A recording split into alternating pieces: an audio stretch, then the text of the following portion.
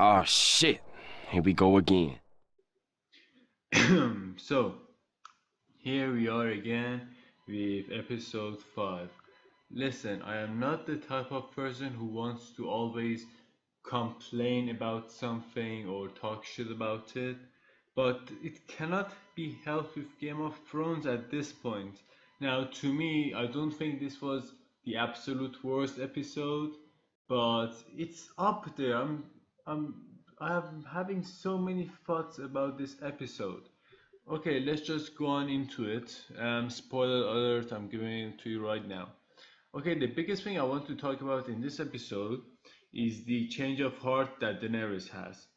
Now, people who are complaining a lot about this, what they say is that what we've seen from Daenerys, what we've learned about her over the past 7 seasons, the type of person she is, she would never go to such extremes.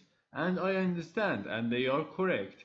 But me, I was willing to accept it, let's say. Some people are saying that, oh, those who hate this episode are just upset because it's not a isn't a fairy tale ending to the story. Fuck that shit. I knew it wasn't going to be like that. I knew that it was going to get messy. I knew it was going to get dirty. I knew people were going to die. And episode 4 intrigued me because I could see it in episode 4 is when Daenerys actually became a little bit interesting for me. When I could see when she became a bit more complex, trying to balance out her desire for power and at the same time her desire to give justice and try to avoid any harm to any civilians. That's why I was excited to see what was going to happen in episode 5. Now, like I said, I was willing to accept that she would go mad. I was even willing to accept she would start killing innocent people. I was willing to accept that. It was going to be a stretch, but I was willing to go along with it. Because after she crossed the narrow sea, she started losing her dragons, she lost most of her army, she lost her best friend who was kind of in love with her, and the people there don't exactly like her either. And then Missandei died as well, so all of these things piling up on each other, you can kind of say, okay, it would make her turn. But thing is, even something like this, they still managed to fuck it up. I didn't know how it could be possible, but they did it. I swear, if they opened the episode where Daenerys burns Varys, and then she gets pissed off even more. She goes like, "Well, I guess I cannot even trust my own men anymore. I cannot take this anymore. Fuck this shit. I'm gonna burn King's Landing and Tyrion. Fuck you too. I'm not going to listen to you anymore." I was willing to accept that more than what we got here. So listen, they breach King's Landing. The men, Daenerys' army is moving forward, and then they confront some of the Lannister army. Now, Daenerys has already taken care of the scorpions, and she just lands on the rooftop, and the dragon starts roaring at the Lannister army to try to scare them. At this point, the soldiers of the Lannister army they drop their swords and they start ringing the bell. That means surrender. Daenerys knows it. She won. This is the stupid part. She's won. It's over. There's nothing else to be done. She can literally go to the Red Keep, take Cersei and the mountain, and then, or Sir Gregor, and then burn them, behead them, torture them as she likes. She can do whatever she wants. All she has to do is just go across King's Landing into the Red Keep. But next thing I know, you start to see this crazy look in her eyes, and I'm like, oh shit, she's gonna do something. And then her dragon jumps off. What I was thinking at that moment is that, okay, she's not even gonna wait, she's just gonna go to the Red Keep and start burning the whole place down. But oh my fucking god, she starts burning civilians down. Like children, old elderly, women. I was in such disbelief because there was no reason for it. And then what do you know? Grey Worm and the rest of the army follow. They start raping and massacring people as well. It made no sense at all. I have like dozens of scenarios in my mind that they could have done this better. Like for example, if Daenerys' army was about to be destroyed for some reason, they were cornered or ambushed or something, and then she had no choice but to try to level the city out in order to save her army. Or something better, when the Lannister soldiers dropped their swords, what they could have done is that Grey Worm could have gone up to them, and then suddenly out of nowhere they would pick up their swords again, stab Grey Worm, and then be like, "Hail Cersei," or "She's the true queen, you're going to die for her," something like that. And then after that, Daenerys would lose her shit. That would make sense. But here it makes absolute no sense. You've won. That's it. What you want, Cersei's head, you can go and get it. What is the reason for all this massacre and killing people? They managed to fuck it up somehow. This was my biggest complaint with the episode, my absolute biggest one. Now, there were some other smaller ones I want to talk about. For example, how Jon, not only did he not get to kill the Night King, but he has become an absolutely useless character. He's become even more useless than some of the side characters, for fuck's sake. What has he done in this season? He's barely done anything. In this season, all he's done is sleep with Daenerys, give some inspirational talk, and ride the dragons for a bit. Apart from that, he's done nothing else.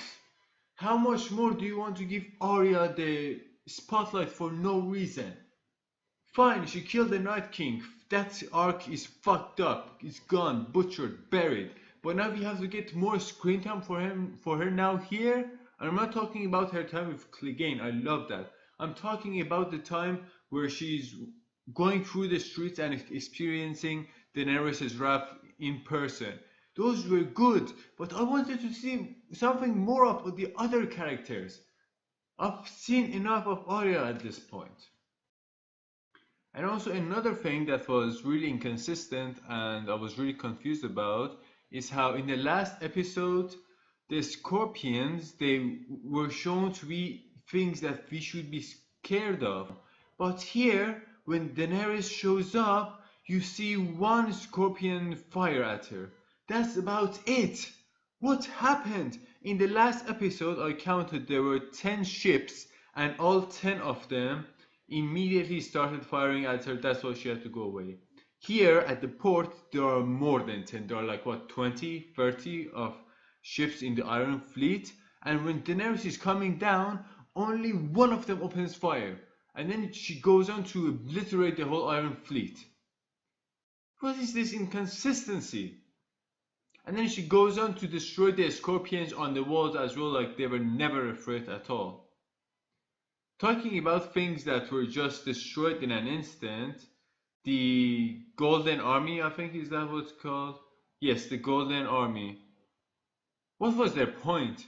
In the very first episode when the Golden Army came, what's one of the things that was going through my mind is that, oh shit, Cersei even has more support now. And then they have to come down here after they deal with the Night King. But nope, the Golden Army goes away in a second. They don't do anything. They did that with the Dothraki as well, but then I gave them the benefit of the doubt, and then I said, okay, this was for horror elements, this was for this, but at this point you have no excuse. What's the point of even involving them? Okay, what else to talk about? This may be something that not a lot of people are annoyed by, but I was disappointed by the way Cersei went out under a pile of rubble. Really? Since the very first season I've been wanting someone to kill this bitch. Now, it could have been anyone, but someone please gut her or stab her neck or cut her throat, something. But then you have her killed under a pile of rubble? Really? Come on. I wanted to be able to say that, okay, even though they butchered the whole Night King arc, the whole Night King story, they still could have given a good ending to the Game of Thrones, let's say. But even that, the writing is so awful, you cannot deny it. Like, you cannot get away from it. There are so many things that it just the again the same thing as the Long Night episode. The CGI, the action, it was epic. It was great. Cinematography, awesome. But the writing is shit. I'm sorry. I wanted to like this episode and be able to say, oh, okay, they redeemed themselves a little bit. But no, they really didn't. Now, if I have to talk about the good stuff in this episode, there aren't many, to be honest. Tyrion and Jaime have a really sweet moment between two brothers, and it was probably their best moment together ever see, since I can remember. It was a really touching moment. I really loved it. You could actually feel the connection between them. And also, rest in peace, Clegane.